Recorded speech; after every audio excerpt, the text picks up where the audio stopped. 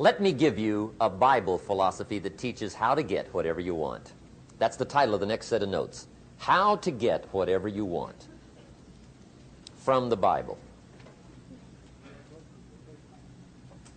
Now again, I'm an amateur when it comes to the Bible. I'm not a pro. But this I can quote, and I think that'll be sufficient. How to get whatever you want. Here's what it says if you're ready. It says, ask.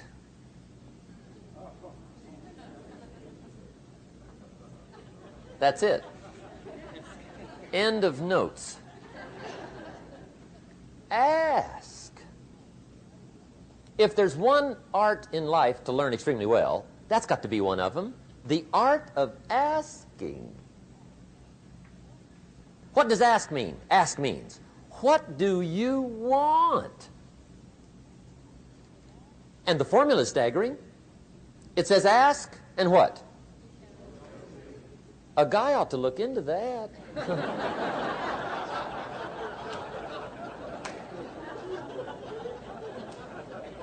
He says, yeah, but you work where I work, by the time you struggle home, it's late. You got to eat a bite of supper, watch a little TV, get to bed. You can't sit up half the night, ask, ask, ask.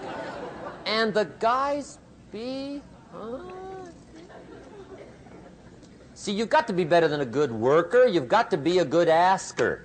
Now, let me give you 3 key points on asking and receiving. This can do it. Number 1, asking is the beginning of receiving. Asking starts a unique process, mental and emotional. I don't even know how it works. All I know is it works. It's like pushing a button and all this machinery starts working. I don't know how. It just works. There's a lot of things you don't need to know how. Just work them. Some people are always studying the roots. Others are picking the fruit. I mean, it depends on what end of it you want in on. Asking is the beginning of receiving, so start the process. Here's number 2. Receiving is not the problem. Receiving is automatic. Now, if that's true, receiving is not the problem, what's the problem? Failure to ask might be one of your major problems. I don't know. Check it out. The guy says, oh, now I see it. I got up last year and hit it every day, but there's not a scrap of paper with my goals on it. Good worker, poor asker. So you've got to change that. Here's number 3. Receiving is like the ocean. There's plenty, especially in California. It's like an ocean here.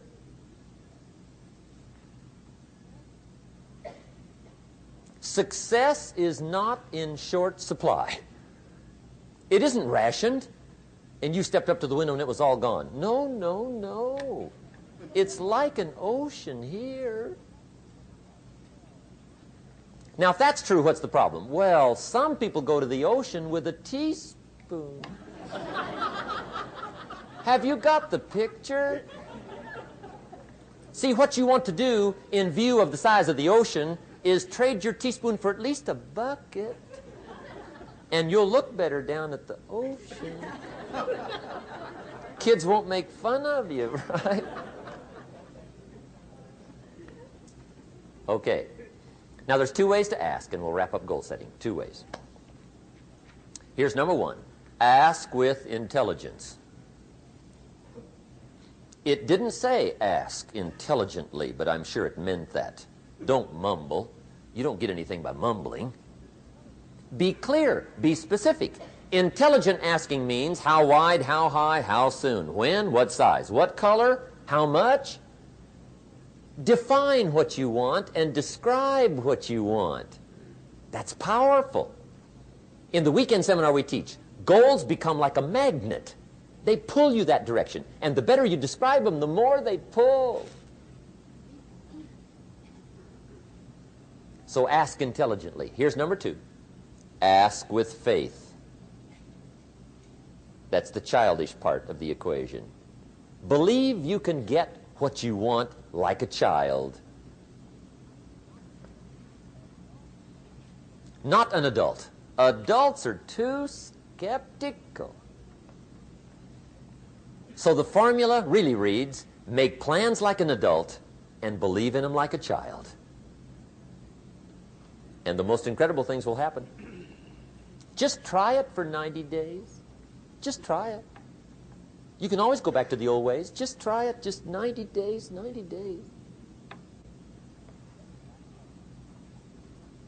Now here's the last qualifying phrase on goal setting, as we promised to qualify everything. And it simply goes like this. Remember, you won't get everything you want. And we've already studied the reason for that. Simply, sometimes it hails on your crop and rains on your parade. It's that kind of planet. So you won't get everything you want, but if you will work this goal-setting formula, you can get plenty for wealth and happiness. Okay, that's goal setting. We use it around the world. We recommend it. Now, maybe it won't work as well for you as it has for me. I don't know. Maybe not. But what if it did? You got to try. See if you can find some ways to multiply your value to the marketplace. And he said your income will immediately start to change. Up until then, I was hoping that the economy would change. I was hoping that my company would change. I was hoping that my paycheck would change. I was hoping that circumstances outside would change. And then here's what I found out. It isn't going to change. So then my question was, if it isn't going to change, how will my life ever change? And here's what my teacher taught me. When you change, everything will change for you. When you get better, everything will get better for you. And that's where I picked up that phrase, for things to change, you've got to change. You don't have to change the marketplace. You don't have to change the marketing plan. You don't have to change the economy. You don't have to change countries. You don't have to change circumstances out there. All you've got to do is look within and see if you can change yourself for the better. And as you change, things will start to change for you.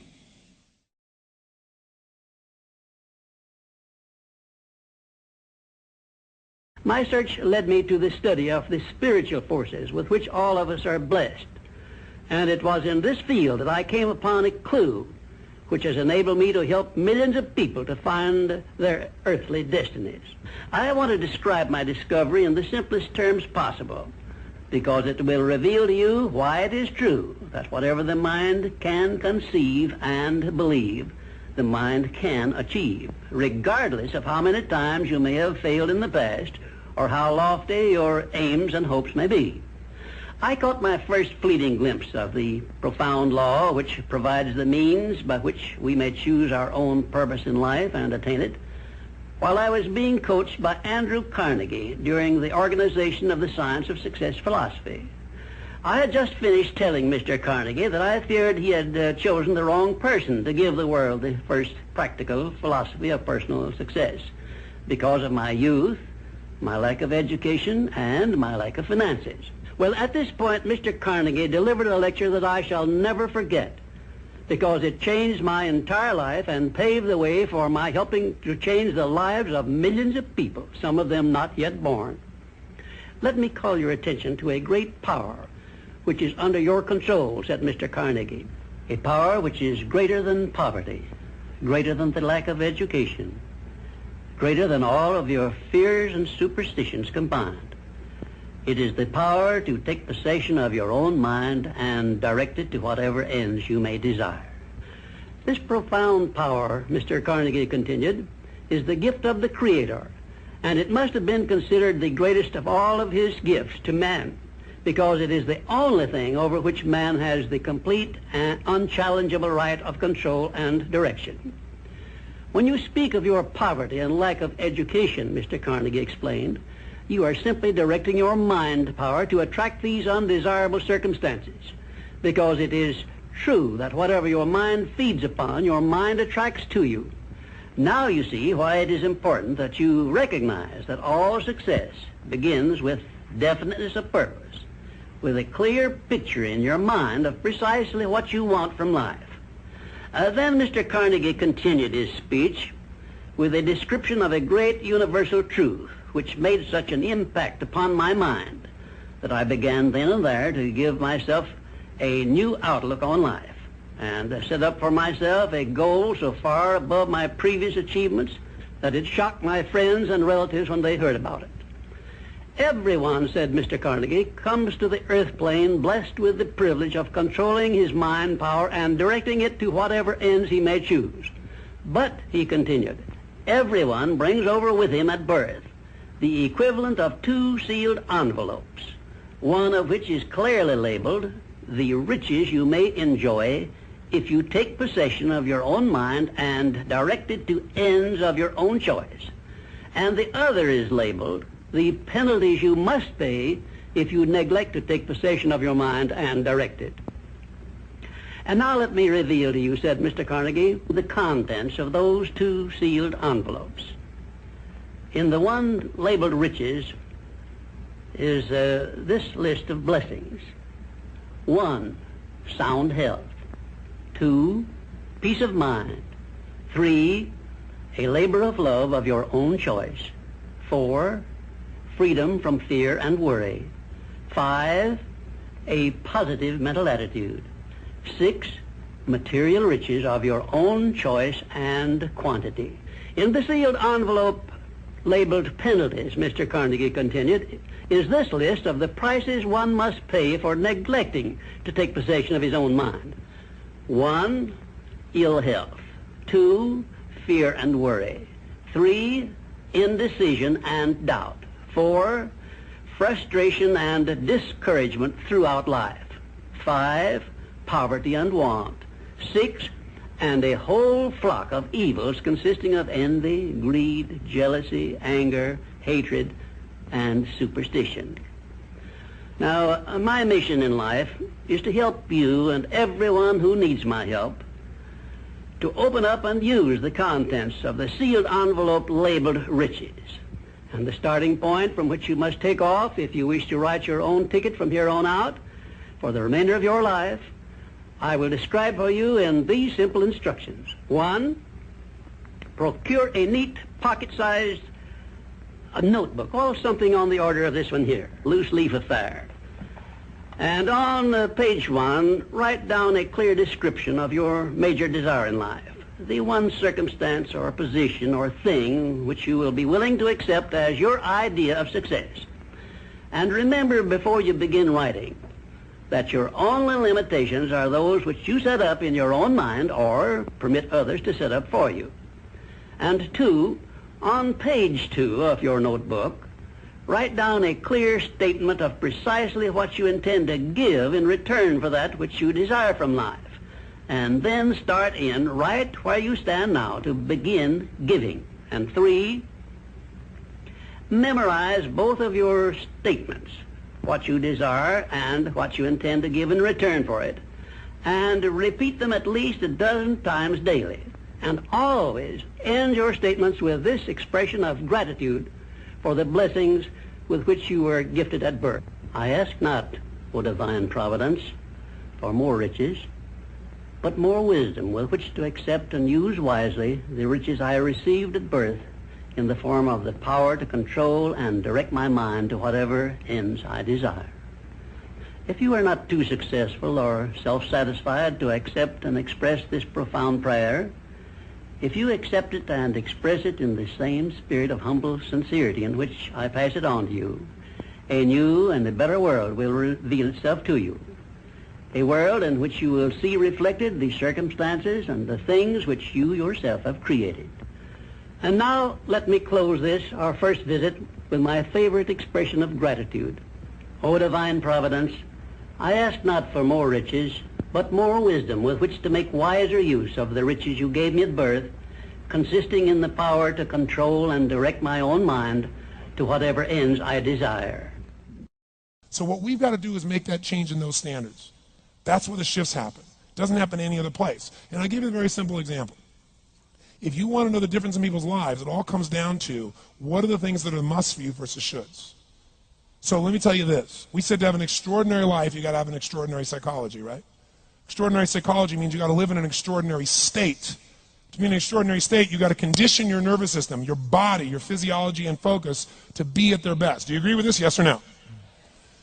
Then to do that, though, you can do that. Why doesn't everybody? Not because you can't. We all have the ability. It's because of our standards. I remember a time early in my career, I was about 24, and I went to do a seminar in Boston. And in those days, a big seminar for me was like 125 people. And it was a 3-day seminar, and we worked around the clock, and people made such extraordinary changes in their life. And at the end of it, I was feeling so fulfilled. I was thinking, my God, I'm 24, maybe 25 at the time. And I am so happy because I have found my mission in life. I'm doing what I love. It's making a difference in people's lives. This is extraordinary. So we finished about midnight on the Sunday night. And around midnight, I'm still wound up, so I don't feel like going to bed. So I decided, okay, let me take a walk here, and I decided to go through Copley Square. If you've been through Copley Square, it's a pretty neat place. Because in Copley Square, you can look up and you can see buildings that were here before we were known as the United States, and beside them you see skyscrapers that are new. It's a pretty cool place. So I'm walking around midnight on Sunday night. There's nobody in Copley Square midnight on Sunday night. And I'm walking along, and I see this guy in the distance, and he's kind of stumbling back and forth between the gutter and the sidewalk. He's got a long trench coat on, his head's down like this. He's holding a brown bag, and I can start to smell him even before I get there, and I'm thinking, this guy is obviously drunk. And as I started to get closer, I thought, I bet he's going to beg me for some money. And sure enough, whatever you focus on life tends to happen, doesn't it? So sure enough, he gets real close to me, and I thought all of a sudden he wasn't going to do it, and all of a sudden he popped his head up. It was really weird. He went, "Mister!" He had this really bizarre looking sounding voice. He went, "Mister, could you loan me a quarter?" And I thought, do I want to reward this behavior? And then I thought, I don't want him to suffer. Do you have this dilemma sometimes? Like, I'm not here to judge. So years ago, I finally decided I always just give. Even if the person's pulling a scam, that's for them to deal with. If I have the ability, then I give. And so I thought, well, could I teach him something? So I asked him a question back. I said, is that all you want is a quarter? So he goes, yeah, just one quarter. One quarter changed my whole life. One quarter. I said, really? He said, yeah, one quarter. So I reached in my pocket, and I pulled out my money clip. And in those days, I was very young, just starting to succeed. And my original mentor was a man named Jim Rohn. I don't know, how many have heard of Jim Rohn? Anybody? Yeah, he's a great guy. And Jim told me, he said, Tony, look, you've come from a poor background. You got a poor psychology. You got to change it. He said, you don't have any money, so pretend you do. He said, start training your brain. Condition it. He said, go save all your money, get $300 bills, and put them on the outside of your money clip, even though you only have $5 in between them. So every time you pull it out, you'll see that, you'll feel inspired, you'll feel better. He said, and you'll feel better, you'll do better. So I was like, okay. So I did. So I pulled my money clip, and sure enough, I got $300 bills in. I made sure he saw the bills. So I'm tearing through that, right? Looking in between there, see if I can find some change. But I made sure he saw it. Sure enough, he's looking at the $100 bills, checking it out. I find the quarter, I pull it out, take the money, put it in my pocket. I notice he's watching my hand going into the pocket. I took the quarter, and I looked at him, and I said, sir, life will pay any price you ask of it. And I gave him the quarter. And then something really interesting happened. He took the quarter. He looked at the quarter. He looked at me. He looked at my pocket. He looked back at the quarter, looked at me, looked at my pocket, looked at me again, looked at the quarter, looked at my pocket, looked back at me and said, "You're weird." And then he shuffled on off like this, right? And I thought to myself, wow, what's the difference between him and me? I mean, I was 24, 25 at the time, doing what I love most, have my mission in life, and he's in his early 60s, drunk on the street begging for quarters. What's the difference? And I thought, well, maybe God's blessed me because I'm such a good person. I thought, oh, and he's such a bad person. That's such bull. And I thought, wow, maybe the answer to that question is what I just told him. Life will pay whatever price you ask of it. But you know what's interesting? You got to ask intelligently. In the Bible it says, ask and you shall what? Yeah, pretty good formula. You ought to look into it. But you know what? It says, ask and you shall receive, but I'm sure it meant ask intelligently. I'm sure that's what God meant. I'm sure he didn't mean bitch and you will receive. Whine and you will receive. I don't think that was the instruction. Now, if you were going to ask intelligently, there might be 5 elements of that. Number one, you'd have to ask specifically, wouldn't you? You wouldn't ask in a general way. People do that all the time. They go, I want more money. Fine, here's $1, get out of here. Very often, you're getting what you're asking for. You're just not aware of how general you're asking. Clarity is power. The more clear you are about exactly what it is you want, the more your brain knows how to get there. Your brain is a servo mechanism. It's like a bomb. Those bombs, those missiles, they have a servo mechanism. So if the target moves, it knows what the target is, it follows it. Your brain, when you condition it, knows exactly what to go for and it'll find a way to get there. Did you ever buy a certain outfit or a certain car and suddenly see that car outfit everywhere? How many of you ever had that experience? Say, aye.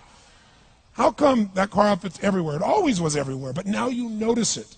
And the reason is because there's a part of your brain called the reticular activating system, the RAS. That part of your brain determines what you notice and what you don't notice. Your brain spends most of its time trying to make sure you don't notice because you'll go crazy if you notice everything.